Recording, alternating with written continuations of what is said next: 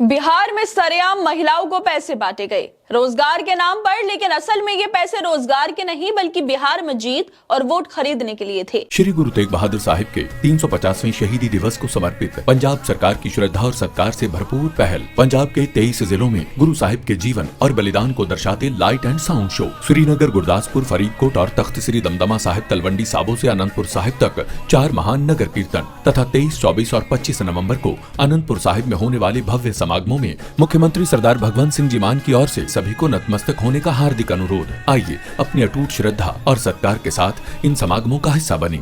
अगर आपके पास पैसा है तो आप किसी को भी खरीद सकते हैं, किसी को भी लालच दे सकते हैं, और यही काम बिहार चुनाव में भी हो गया। जो लोग नौकरी की बात कर रहे थे, रोजगार की बात कर रहे थे, स्वास्थ्य की बात कर रहे थे, शिक्षा की बात कर रहे थे, वो लोग बिहार हार गए।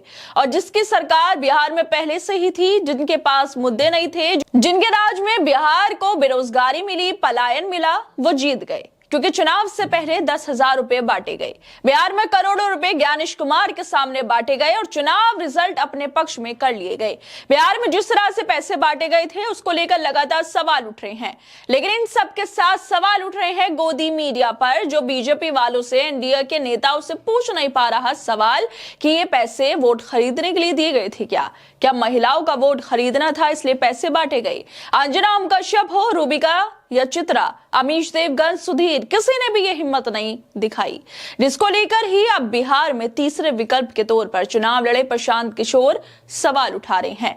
और सिर्फ सवाल नहीं उठा रहे बल्कि गोदी मीडिया के एंकरों से, अडानी के चैनल के एंकरों से पूछ भी रहे हैं। कोई मीडिया वाला ये नहीं पूछ पाया कि पहली बार ये हुआ कि आप लोग 70 करोड़ देकर, 80 करोड़ देकर वोट खरीद रहे हो, आप इसको जस्टिफाई कर रहे हो।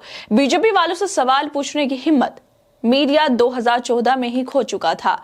इसी वजह से ये लोग बिहार में कैसे पैसे बांटे गए इस पर सवाल तो नहीं कर रहे, बल्कि इसको सरकार की उपलब्धि जरूर बता रहे हैं।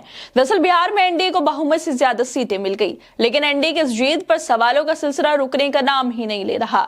कभी ईवीएम पर सवाल उठाए जा रहे हैं तो कभी ज्ञानेश कुमार पर इसके साथ ही एक मुद्दा जो है वो सबसे ज्यादा लाइमलाइट में है, और वो है लाखों महिलाओं के खाते में आचार संहिता के वक्त 10,000 रुपए डाले जाना।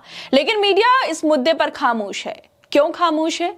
वजह सबको पता है कि मीडिया वाले क्यों कुछ नहीं बोल पा रहे और क्यों इस मुद्दे पर खामोश है। लेकिन मीडिया की इस खामोशी पर उनकी हकीकत दिखा रहे हैं प्रशांत किशोर। प्रशांत किशोर ने बिहार के नतीजों पर गोदी मीडिया चैनलों की धज्जियां उड़ा दी और पैसे देने वाले नीतीश के इस स्कीम पर ऐसे सवाल कर लिए कि अडानी के चैनल के पत्रकार कुछ नहीं बोल पाए। अडानी का चैनल एनडीटीवी प्रशांत किशोर की कैसे बिहार में हार हुई इस पर इंटरव्यू कर रहा था, और इसमें सवाल कर रहे थे राहुल कंवल। राहुल कंवल का तो आपको याद ही होगा कि कैसे नरेंद्र मोदी की तारीफों में कसीदे पढ़ते हैं, तो ये कोई नई बात नहीं है अगर ये मोदी से, बीजेपी से सवाल ना करें, ये सवाल ना करें, लेकिन इनकी पत्रकारिता पर और पत्रकारिता की गिरती साख पर विपक्ष तो सवाल करेगा ही।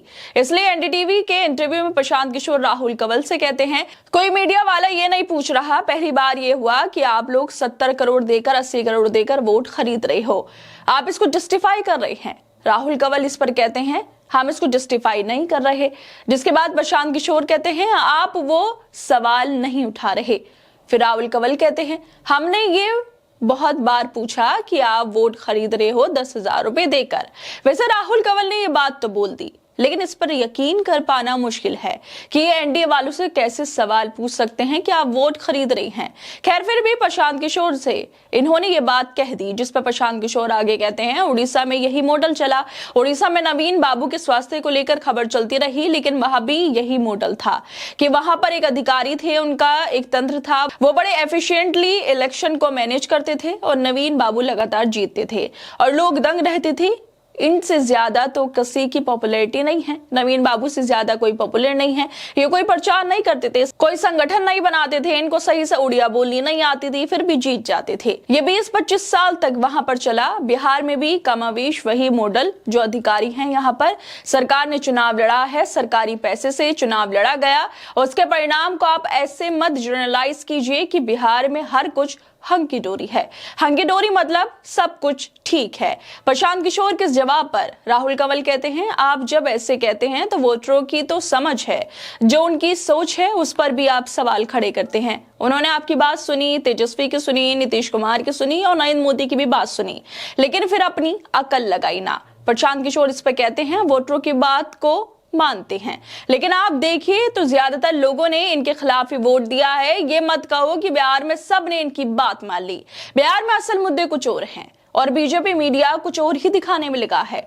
किसी मीडिया वाले ने ये नहीं दिखाया बीजेपी के शासन में क्यों बिहारियों का पलायन करना पड़ा, क्यों उनको नौकरी नहीं मिलती, क्यों वो बेरोजगार है, अस्पताल नहीं, स्कूल नहीं। किसी मीडिया वाले ने ये मुद्दे नहीं उठाए, लेकिन सत्ताधारी पार्टी का पूरा साथ दिया। मुद्दों से भटकाने के लिए और आचार संहिता के वक्त पैसे बांटने को बड़ी स्कीम बताने में खूब एनडीए का साथ दिया। लेकिन इन लोगों ने एक बार ये नहीं पूछा, जब आचार संहिता लागू है तो फिर ये पैसे 10,000 रुपए लाखों महिलाओं के खाते में क्यों डाले गए हैं? क्या ये वोट खरीदने के लिए डाले गए हैं या फिर वाकई बीजेपी चाहती है कि चुनाव के वक्त ही महिलाओं को रोजगार दिया जाए? जो काम बीजेपी ने 5 साल में नहीं किया वो चुनाव के वक्त क्यों किया? ये सब सवाल मीडिया ने नहीं पूछे, लेकिन एनडीए का साथ जरूर दिया। खैर दोस्तों, आप लोगों को क्या लगता है इस वीडियो को लेकर? हमें अपनी राय जरूर दें और बाकी तमाम खबरों को देखने के लिए जुड़े रहिए हमारे साथ।